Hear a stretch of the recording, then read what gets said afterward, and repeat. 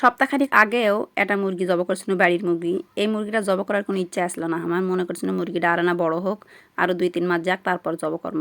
কিন্তু মানুষ সেটা আমার করবে দিল না, বুঝছেন। এই যে মুরগিটা দেখেছেন, মুরগিটার পাওত এমনভাবে বাড়ি মারিছে, মুরগিটা হাট পেরি পারিচ্ছে না, ঠিক মতো খাওয়াই পেরে পারিচ্ছে না। তাহলে মুরগি হাসরে খাবি কেন করে কন। তাই বাধ্য হয়ে এই মুরগি আবার জব করা লাগলো আমার।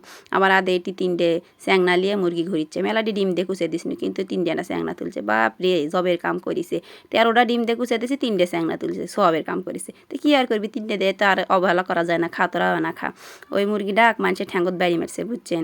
অথচ মানুষের মুরগি আমার বাড়ির এতই অত্যাচার করে, তাও আমি কোনোদিন কোনো কিছু কই না। তো যাই হোক, আদে মুরগি চাউল দেওয়া দেখে যে দেখেন আমার ছানাপোনা আবার চাউলের বয়াম লিয়ে যাচ্ছে। লিয়ে এসে আজার হয় থেকে মানুষের মুরগি বেমাকগুলো চাউল ঢেলে দিয়ে ওই বয়াম লিয়ে খেলাচ্ছে। তো কি আর কর্ম করতে কেন, টানে শেষে বাড়িতে লিয়ে এসে গাও পাও ধুয়ে দিয়ে আদে আমি আনছি আমদনের জোগাড় করবে।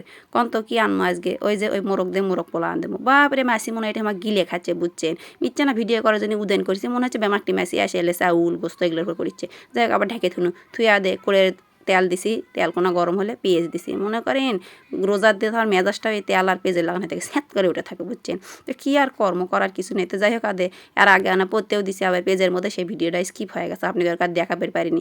আর এই সমস্ত মশলা একবারে গুলে এর মধ্যে ঢেলে দিছি। ওই একবার দেখাবার গেলে অনেকক্ষণ ধরে ভিডিও করা লাগে, বুঝছেন। কতক্ষণ কি ধৈর্য আছে ভিডিও করা, কিন্তু কী কর্ম, ফেসবুক মামা তো সেটা শোনে না, প্রতিদিন আর করে ভিডিও লিবি। তো যাই হোক, মশলা কষানোর মধ্যে এটা আর না গায়ের দুধ ঢেলে দিন। আমার বাড়ির মানুষগুলো জানে না এটা আমি গায়ের দুধ দিছি, বুঝছেন। এগুলো পোলা বিরিয়ানি, এগুলোর মধ্যে এনা গায়ের দুধ, এনা চিনি, এগুলো দিলে এনা স্বাদটা ভালো হয়। কিন্তু তারা বোঝে না, দুধ দেয় এলের মধ্যে, চিনি দেয় এলের মধ্যে, ক্যাঁ করে খামো।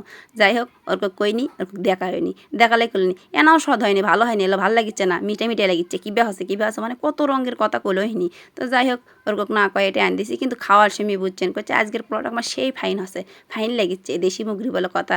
আমি আরও যে কী জিনিস দিচ্ছি সেটা তো তোমরা বুঝলা না। তো যাই হোক, আদা এটি মুরগি ভালো করে আনাল দিয়ে লাড়ে সাড়ে কষে নিন, আদে উপর থেকে না পানি উঠছে, আরও না ভালো করে কষান লাগবে, বুঝছেন।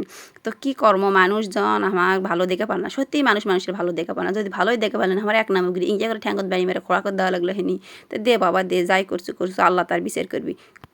রোজা রমজানের দিন, সেটাও তোরা বুঝলি না, রোজা থেকে এই ক্ষতিটা করছো আমার। তো যাই হোক, আদে মশলাটা ফাইন করে কষানো হয়ে গেছে, মানে 2 তারিখে মুরগির গোস্তটা কষানো হচ্ছে ফাইন করে। এখন এর মধ্যে দিয়ে দেবো এই যে শাল্লের চাউল, পোলার চাউল, বুঝছেন। এটা কয় পোলার চাউল, আর আমাকে বাংলার ভাষায় কয় শাল্লের চাউল। তো যাই হোক, আদে চাউল বসলে ফাইন করে ধুয়ে খরাত করে থুয়ে দিস, সেটা এখন আর মধ্যে দিয়ে দিন।